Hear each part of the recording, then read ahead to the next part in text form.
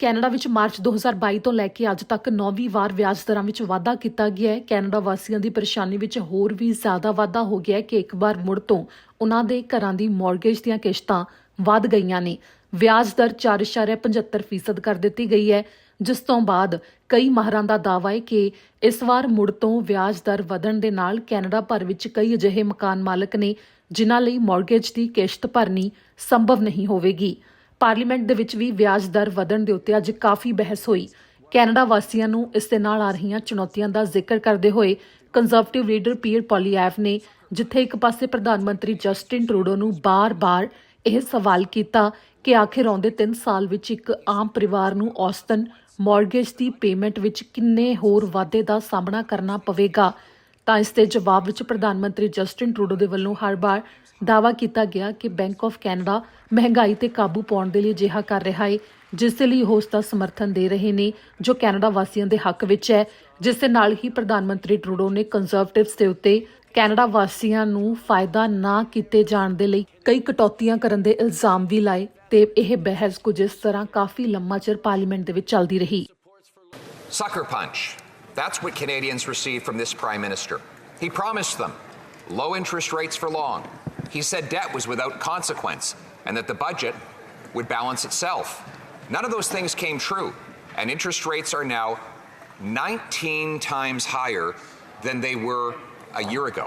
The Governor of the Bank of Canada, the former Liberal Finance Minister, countless other experts agree that the Prime Minister's deficits are ballooning inflation and therefore interest rates. Families have to plan their finances. So will he indicate how much will the average family see their monthly mortgage payments go up over the next 3 years? How much? The Right Honourable Prime Minister. Mr. Speaker, while the Bank of Canada continues to do its job to drive down inflation, which is going down, we will continue to do our job to be there to support Canadians who need it, with investments in things like dental care, in a grocery rebate, in supports for low-income renters, and the kinds of things that Conservatives would be cutting instead. Canadians are hurting, and the Conservatives' answer is cuts to programs, cuts to supports for families, cuts to Canadians at a time they need it.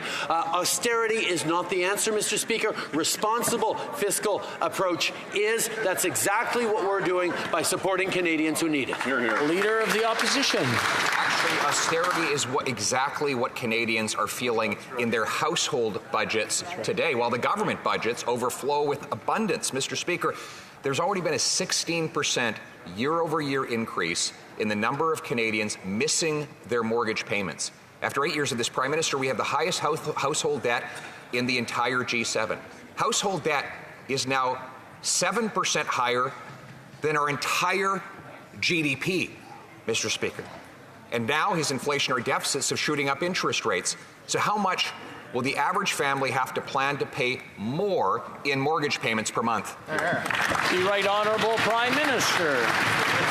Straight, Mr. Speaker. Canada has the best debt-to-GDP ratio in the G7. We have the lowest deficit in the G7, but the Leader of the Opposition wants us to do far less to support Canadians who need it right now. That's exactly backwards, Mr. Speaker. Here, his pursuit of ideological gains is hurting Canadians.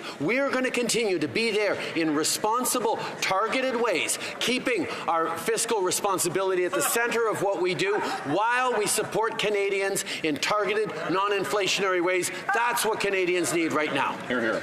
Well, Leader of the Opposition. Mr. Speaker, it's not just me anymore pointing out that deficits drive inflation. It's Liberals. It's the former Liberal Finance Minister, John Manley, who said that the Liberal deficits are a bit like driving your car with one foot on the gas and the other on the brake, generally, especially if there's slushy conditions under your tires, end quote. He's pointing out that this Prime Minister presses his foot on the inflationary gas pedal while the Bank of Canada has to press on the brakes. The engine is eventually going to blow. We know Canadians cannot pay their bills. Will the Prime Minister be honest today and tell Canadians how much their mortgage payments will go up because of these rate hikes? The Right Honourable Prime Minister. Let's let's use a specific example of what the Leader of the Opposition calls inflationary spending.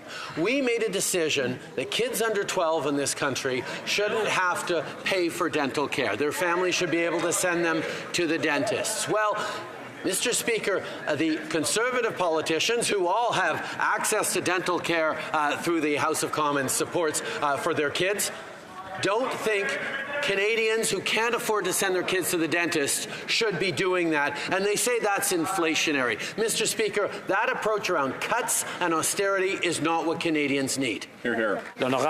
The honourable member for